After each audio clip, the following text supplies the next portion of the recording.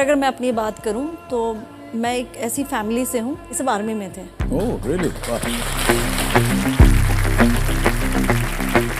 कभी सोचा है एडवर्टाइजमेंट टूल की तरह आर्मी को क्यों यूज़ करा जाता है? क्या उसके पीछे का रीज़न है? तो बेसिक साइकोलॉजी इसकी ये रहती है कि आफ्टर अ वॉर कोई भी सोसाइटी डिवाइड अप हो जाती है, ethnically, socially, politically, economically. You need a centre figure, एक ऐसा यूनिफाइंग फिगर जो सबको एक कर दे, और आर्मी वो रोल प्ले करती है। बिकॉज जब बिखरी जाती है चीज़ें, you need a legitimacy of power.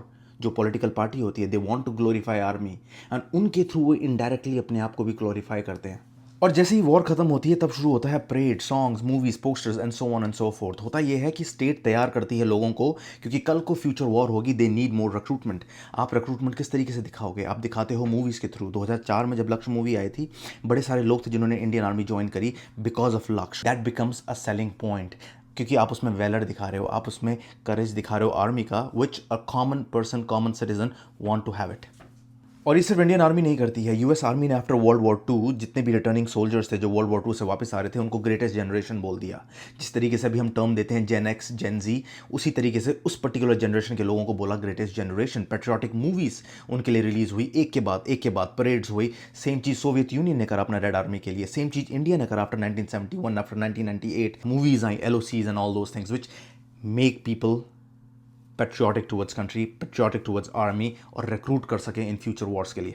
फिर मेरे दिमाग में क्वेश्चन आया कि Indian army chief, why don't he go by himself to meet a martyred soldiers family?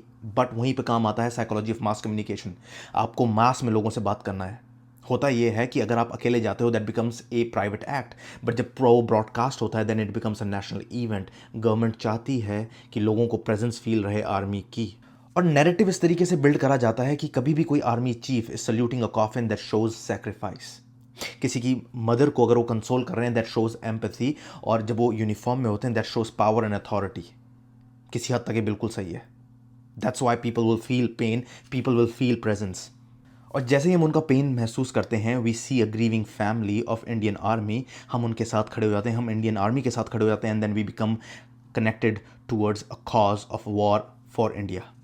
और ये विडंबना, ये पैराडॉक्स कि किस तरीके से सॉफ्ट प्रोपागेंडा और साइकोलॉजी मेडिसिन काम आती है कि लोगों को एक मत रखें। बिकॉज अगर कोई यूनिफाइंग फिगर नहीं होएगा ड्यूरिंग वॉर, चांसेस हैं राइट होने के, सिविल वॉर होने के। बिकॉज अगर स्टेट अपने इमोशंस, अपने लोगों के इमोशंस को चैनलाइज नहीं कर सकता सही तरीके से, तो वो जो एंगर है वो रेबेलियन में टर्न हो सकता है। बिकॉज वो रेबेलियन में टर्न ना हो, that turns into a pride.